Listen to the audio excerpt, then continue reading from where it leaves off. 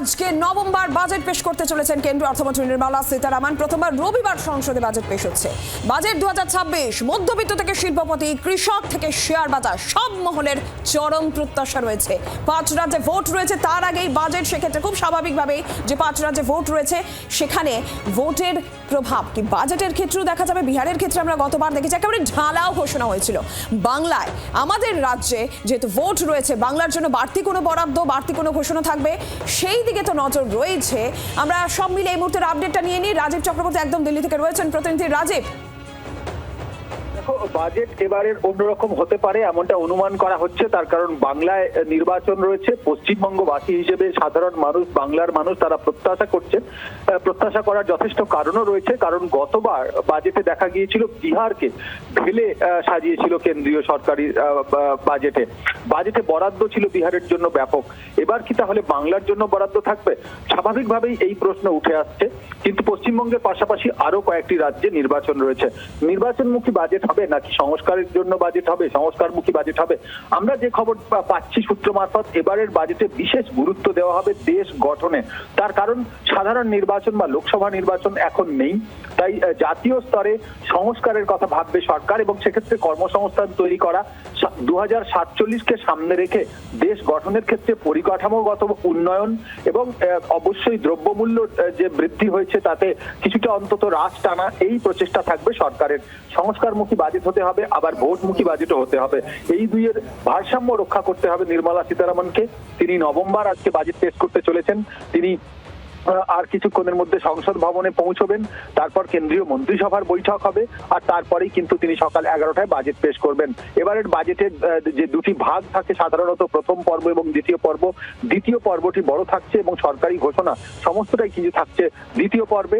গত বছর সাধারণ যারা মধ্যবিত্ত, যারা চাকরিজীবী, তাদের জন্য আয়করে ছাড় দেওয়া হয়েছিল 12 লাখ পর্যন্ত। এবার কি সেটিকে 14 লাখ করা হবে?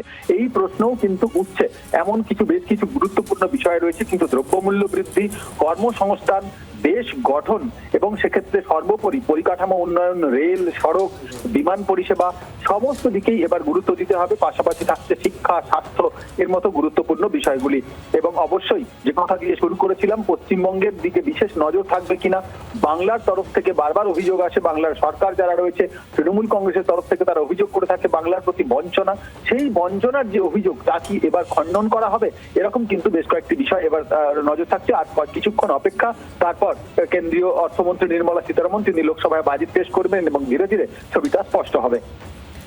রাজীব, ধন্যবাদ তোমাকে। আজকে আর কিছুক্ষণের মধ্যেই বাজেট পেশ করতে চলেছেন কেন্দ্রীয় অর্থমন্ত্রী নির্মলা সীতারামন। অর্থনীতিবিদরা কি বলছেন একবার শুনি।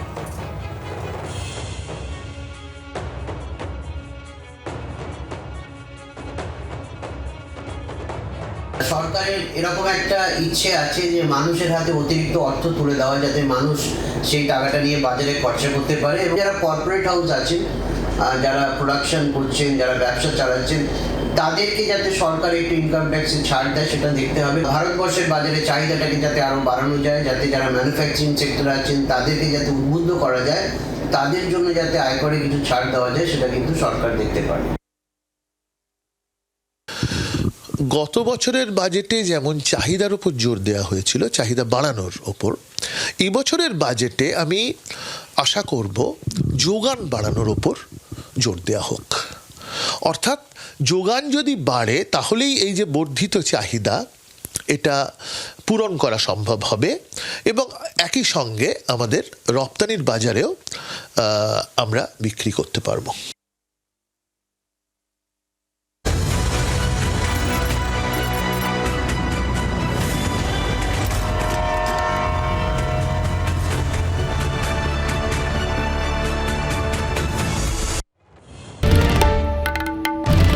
বাংলার আওয়াজ, বাঙালির আবেগ, জি 24 ঘন্টা।